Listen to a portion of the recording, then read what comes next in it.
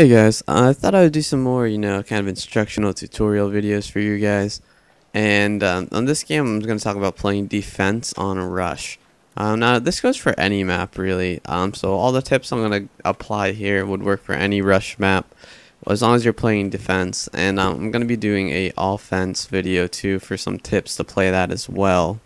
Now, a big thing that everyone should kind of do, or should do, period, is kind of know your role here. So if you're recon, you should definitely be scouting out areas, playing a little bit more defensively. So over here I'm playing engineer, but if I was playing recon, I would probably just sit on the areas where the bomb site or the MCOM sites are and lay down a motion sensor and kind of chill out in that area so I could tell when people are coming to try and plant it. But I'm playing engineer here, so that really doesn't fit my mojo. So obviously my first thing I'm going to be trying to do here is blow up vehicles. So as you can see, right off the bat, whipping out the RPG and trying to get rid of these LAV or whatever this one is.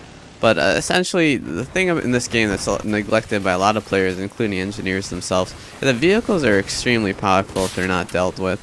So this thing right here, it's literally a mobile spawn for the whole other team. So my main priority is blowing it up so no one else can spawn there and rip up our MCOMs. Now obviously I die a couple times here, but big whoop-de-doo, it's gonna happen, especially when you're playing very aggressively on defense. But the idea is you want to flank around whoever's in front of you. So you'll see me do it a couple of times here, most likely, where I don't go down the main road or down a straight line of whoever's shooting at me. I try and get off on the side and then come around. So that's what flanking is all about, and it's very effective in Battlefield. And whenever I get any montage clips of me just mowing down 6 guys, generally because I flanked around them, got behind them, I got a suppressor so no one knows what's happening from behind them. And over here is a good example. You're picking off the derping snipers who think they can long shot from 5,000 miles away and still hit the headshot. And there's a couple of them too, and I had the reflex timing on it to actually pick them off.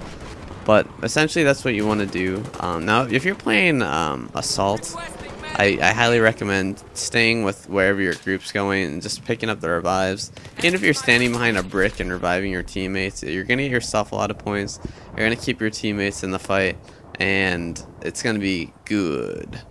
Support on that same note, please give people ammo. I mean, you don't want to be that support guy. That support guy is that support guy who sits there with infinite ammo crates and never gives anyone ammo, and then all your teammates are dying because they're trying to shoot people with pistols across the map because you're in Derpville. And also on that note, C4 is super effective against all vehicles, really. I mean, like I said, when it comes to flanking, if you flank around with the C4, I do it all the time when I play support. I love C4. Throw it on jeeps, run the jeep into tanks and blow up the C4 on your way out. You can put it on the back of tanks and LAVs and whatnot and blow them up. You can blow through walls. I mean, very versatile equipment for the support.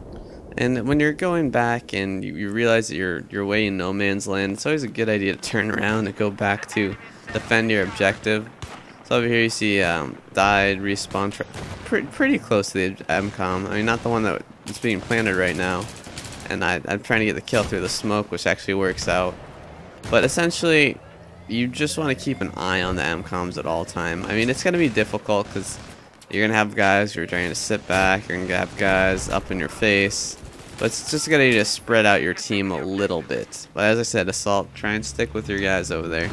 I've been playing a lot of engineer lately. I used to play a lot of recon. And as long as you're minding your role, it doesn't really matter what you're playing. So I've been dabbling a little bit with everyone. And sometimes it's a good idea we switch to fulfill a role that's not being filled. So, if there's a bunch of vehicles and no one's blowing them up, why not switch to engineer, get yourself some points, help out your team. So don't, tunnel yourself into playing one class, especially when it comes to rush. And, conquest, I kind of want to say not so much, but even in conquest, it's important to make sure someone's doing every role, because that's why they're all in the game.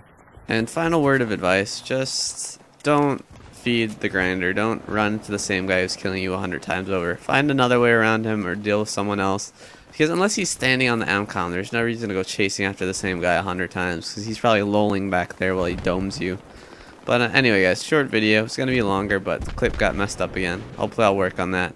So I'll catch you guys with some more tips and a rush offense tips video later.